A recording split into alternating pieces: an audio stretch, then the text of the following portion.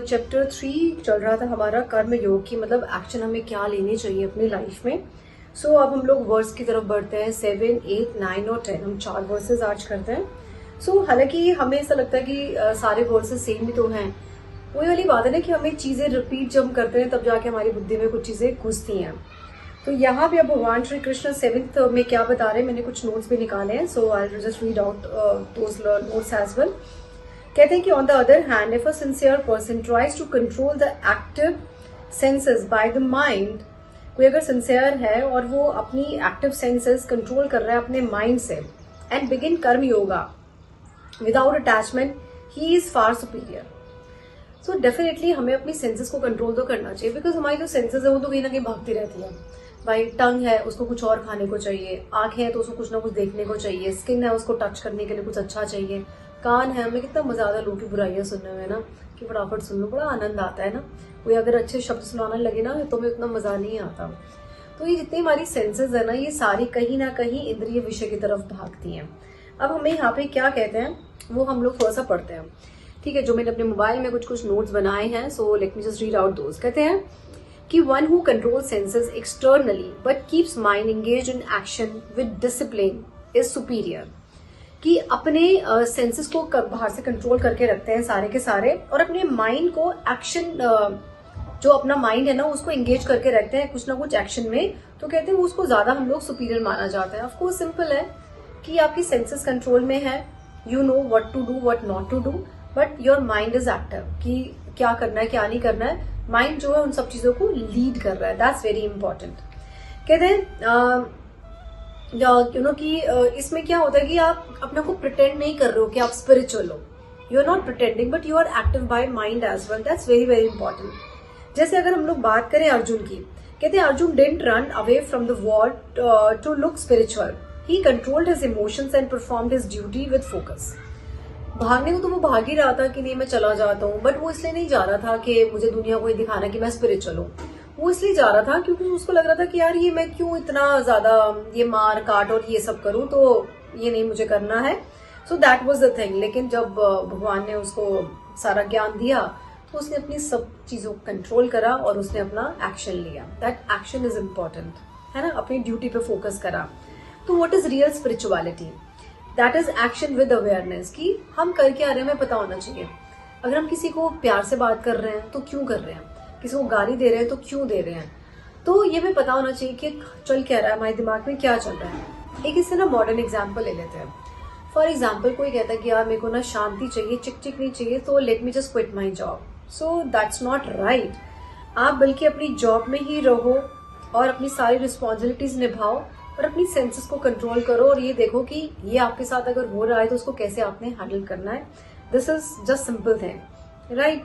सो अगर हम इसकी बात करें तो कहते हैं कि running away is not spirituality, mastering your mind while working, that is spirituality. अपने माइंड को मास्टर कर लो, दैट इज स्पिरिचुअलिटी, है ना। टेक्स्ट 8 की तरफ बढ़ते हैं। सो टेक्स्ट 8 में भगवान श्री कृष्ण कहते हैं, एक सिंपल सी लैंग्वेज में देखते हैं क्या कहते हैं। Perform your prescribe duty, action is better than inaction. अब अगर हम कहते हैं कि यार मैं तो कोई एक्शन ही नहीं करूंगा, मैं तो कुछ करूंगा, जैसे भीष्म पितामह का अगर एग्जाम्पल है, तो भीष्म पितामह ने द्रौपदी के चीरहरण के टाइम पे कोई एक्शन नहीं लिया, he was like quite, but क्या उनको रिजल्ट नहीं मिला उसका? 100% मिला ना उनको रिजल्ट उस चीज का भी। ऑफकोर्स उनकी जो डेथ है वो कैसे हुई है वो हम सबको पता है, क्योंकि चुप रहना इज ऑल्सो नॉट राइट, बोलना इज वेरी इंपॉर्टेंट। अगर आपको कुछ भी गलत लग रहा है, ठीक है, समटाइम वी कीप मम कि शायद उनको खुद से अकल आ जाए या खुद से मुझे ना बोलना पड़े, सो वो सब चीजें होती हैं। तो कहते हैं ना, सिंपल सा एक मीनिंग यहाँ पे निकालती हूँ मैं। कहते हैं you can not escape action, even survival needs action. आप एक्शन लेने से बच नहीं सकते। जब सर्वाइवल भी अगर आपको करना हो ना तो उसके लिए भी आपको एक्शन चाहिए। एटलीस्ट खुद उठ के आप पानी तो पियोगे, उठ के आप खाना तो बनाओगे ना, कुछ कमाने जाओगे, कमा नहीं रहे हो तो किससे मांगोगे तो सही, भाई मुझे पैसे दे दो, खाना दे दो। आप कहते हो मुझे पैसे भी नहीं मांगना है, तो एटलीस्ट मंदिर जाओगे जहाँ प्रसाद बट रहा होगा, गुरुद्वारे जाओगे, कहीं तो जाओगे ना जहाँ कुछ बट रहा होगा, खाओगे, है ना। सो एक एग्जाम्पल, इसमें महाभारत का एग्जाम्पल लेकर समझाती हूँ। कहते हैं Krishna guiding Arjun, Krishna clearly says if you don't fight you are still choosing inaction which is also karma. अगर तुम फाइट नहीं करते हो ना अर्जुन, तो भी कुछ तो तुम चूज कर रहे हो। क्या चूज कर रहे हो? इन एक्शन चूज कर रहे हो। उसका भी रिजल्ट आपको मिलेगा। तो रिजल्ट तो मिलना ही मिलना, तो इट इज बेटर कुछ एक्शन ही कर लो ना, राइट। तो वो अच्छा है, क्योंकि जो अगर हम कुछ चूज नहीं करते तो वो भी तो एक चॉइस है कि मैंने कुछ चूज ही नहीं करा, वो भी एक चॉइस है, क्योंकि मेरी ये चॉइस है कि मेरे को कुछ चूज ही नहीं करना। सो इट इज बेटर कुछ चॉइस ही लगा लो अपनी, है ना। एक मॉडर्न एग्जाम्पल और लेते हैं। कहते हैं you avoid making a decision कि मुझे जॉब नहीं करना है ना, पैसा नहीं कमाना, whatever, right, but that delays also creates consequences. अगर आप डिले कर रहे हो किसी चीज में तो वो भी तो कुछ ना कुछ रिजल्ट आपकी लाइफ में लेकर आएगा ना। क्विक एक्शन लेना इज ऑल्सो इम्पॉर्टेंट, डिले करना तो is also important. For example, अब महाभारत की भी अगर हम बात करें तो इन्होंने कितने सारे संधि प्रस्ताव भिजवाए एक दूसरे के यहाँ पे, है ना।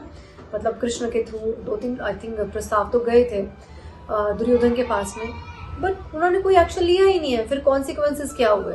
युद्ध हुआ ना। तो युद्ध तो होना ही होना है, अगर आप पहले एक्शन ले लोगे तो कुछ तो बवंडर होना है, तो इट इज बेटर पहले कुछ ले लो ना।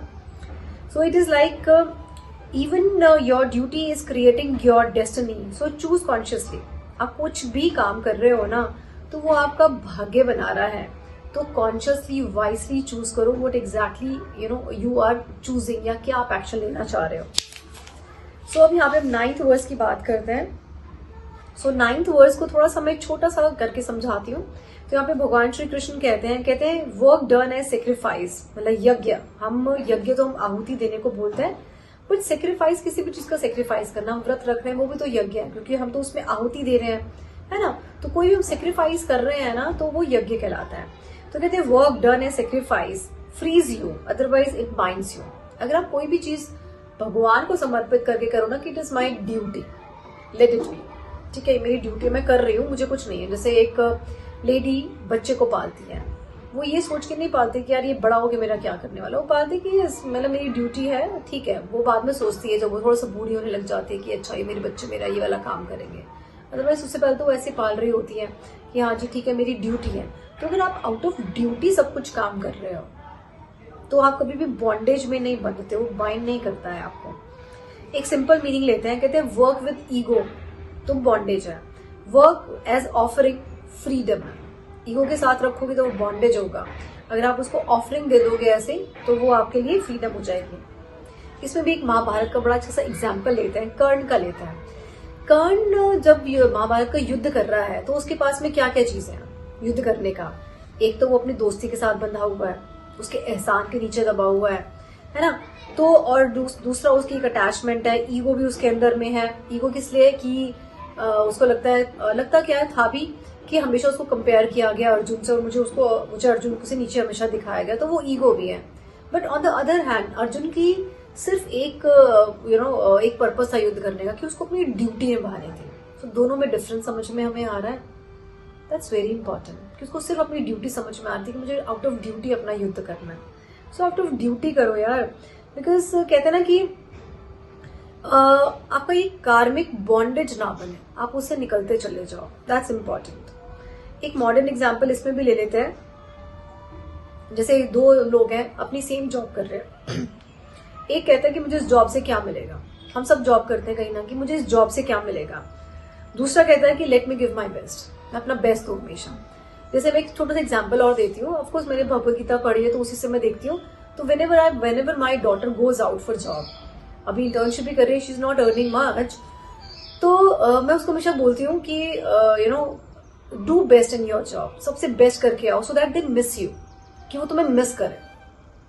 एंड बिलीव मी वो बहुत अच्छे से करती भी है। एनीवेज चलो, it is not best to discuss about my daughter, but it is just that कि जस्ट टेल योर किड्स कि आप जहां भी जॉब करने जा रहे हो just give your best, just give, that's it.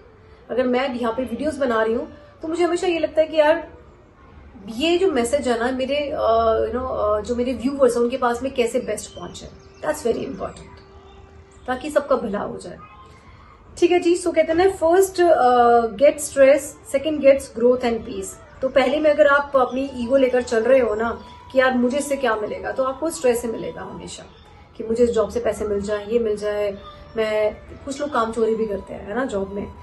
कुछ लोग बहुत सारा कुछ होता है ना, तो ये सब करते हैं। इनफैक्ट बड़ी सारी जॉब में तो लोग जाके काम भी नहीं करते हैं, आराम से बैठ जाए सुस्ता लेते हैं, बट नहीं, ऐसा नहीं करना चाहिए। If you are giving 8 hours तो वो 8 आवर्स अपने बेस्ट देने स्टार्ट करो।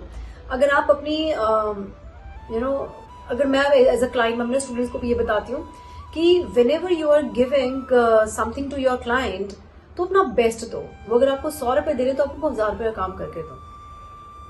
इफ यू आर एम्प्लॉयर, आपके employees and just give lot of love to them, lot of love. उनको लव लेना आता है नहीं आता वो उनकी प्रॉब्लम है, आपकी नहीं है, दैट्स देयर प्रॉब्लम। आगे बढ़ते हैं। तो इसमें एक छोटा सा मैंने लास्ट में एक वो निकाला है, क्या कहते हैं ना, क्रक्स निकाला है। कहते हैं when you work for ego you get pressure, when you work as offering you get power. क्योंकि सामने वाला इंसान आपको पावर देता चला जाएगा कि आपने ये बेस्ट काम करा, चलो अब ये भी तुम करो, ये बेस्ट करा ये भी तुम करो, ये बेस्ट करा ये भी तुम करो, है ना। और साथ में आपकी इंक्रीमेंट होती जाती, नहीं तो फिर वो किस दिन आपको निकाल ही देगा। यही होता है ना। तो तभी हम लोग निकलते भी हैं जॉब से बाहर। एनीवेज, एक हम लोग आगे बात करते हैं, टेक्स्ट 10 की बात करते हैं। टेक्स्ट 10 क्या कहता है, यहाँ पे कुछ क्रिएशन की बात हो रही है। कहते हैं एट क्रिएशन जब क्रिएशन हुई तो गॉड क्रिएटेड ह्यूमंस विद यज्ञ। सबकी ना सेक्रेट ड्यूटीज थी। हम इसलिए नहीं पैदा हुए कि हमें ईटिंग, मेटिंग, डिफेंडिंग और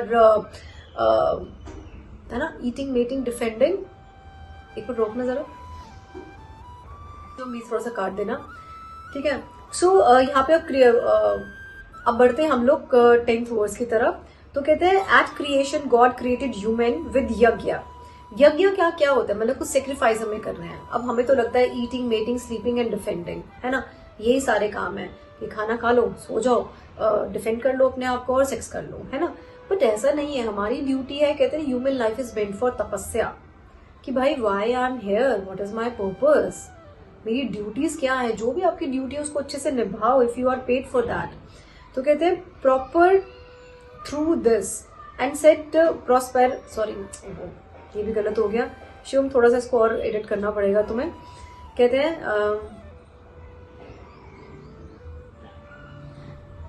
यहाँ 10th चैप्टर से 10th वर्स से मैं दोबारा स्टार्ट कर रही हूँ। 10th वर्स में भगवान श्री कृष्ण कहते हैं at creation God created humans with yajna, यानी कि sacrifices, and said prosperous through this.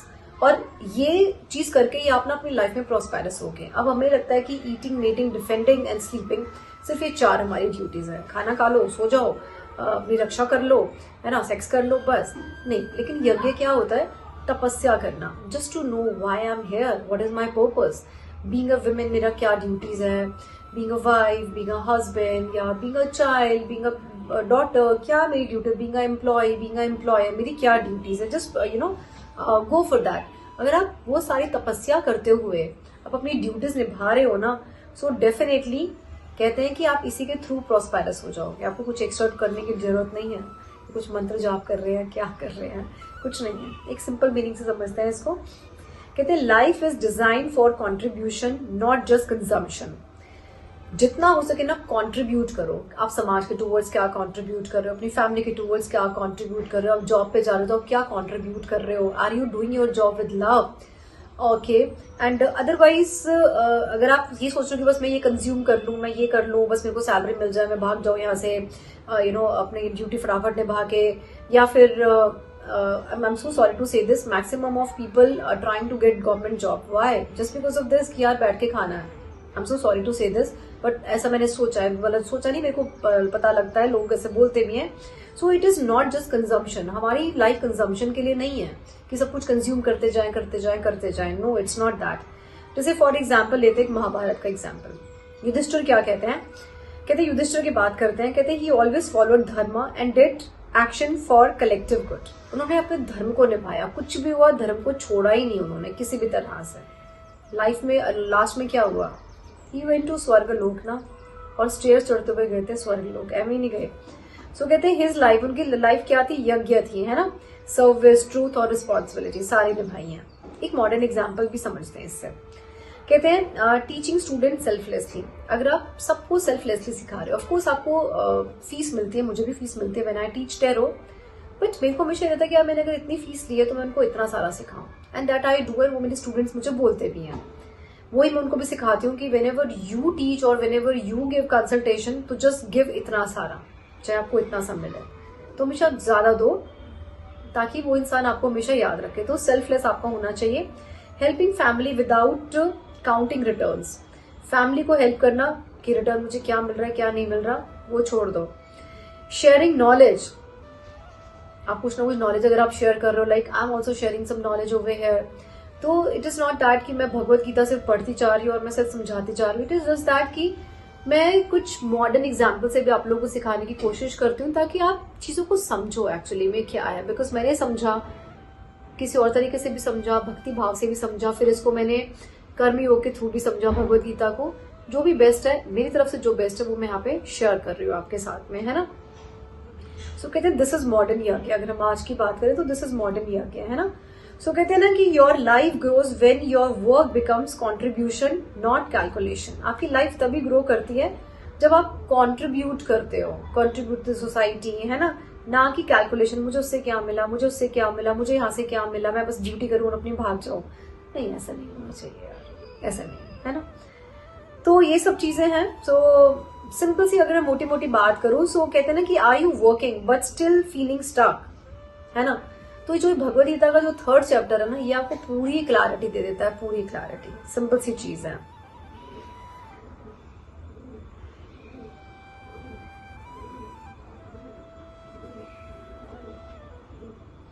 एक ना शिवम, मैं यहाँ पे लाइन बोल रही हूँ, ये लाइन सबसे पहले डाल देना, ठीक है।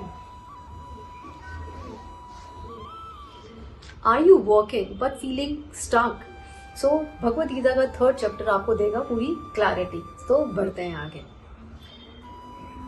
ओके या सो यहाँ तक हो गया, अब मैं अपना फाइनल खत्म करती हूँ। So guys keep watching these videos, keep sharing these videos to your friends। और आई एम श्योर आप मेरे भगवद गीता के पहले वीडियोस भी आपने देखे होंगे। मैंने चैप्टर 1 के फर्स्ट टेक्स्ट से बनाने स्टार्ट करे हैं और अभी तक हम बना रहे हैं। और आपको अगर ऐसा प्यार मिलता रहा सो डेफिनेटली हम ये बनाती जाऊंगी मैं। भगवद गीता खत्म करेंगे, फिर में भी श्रीमद् भागवतम भी स्टार्ट करें। So let's see. तो ये सब करते हैं। If you have more questions regarding Bhagavad Gita और any other stuff, so you can share me in the comment section. Subscribe this channel, hit the bell icon and like this video. और comment section में जय श्री राधे लिखना बिल्कुल मत भूलना। Thank you so very much. Radhe Radhe.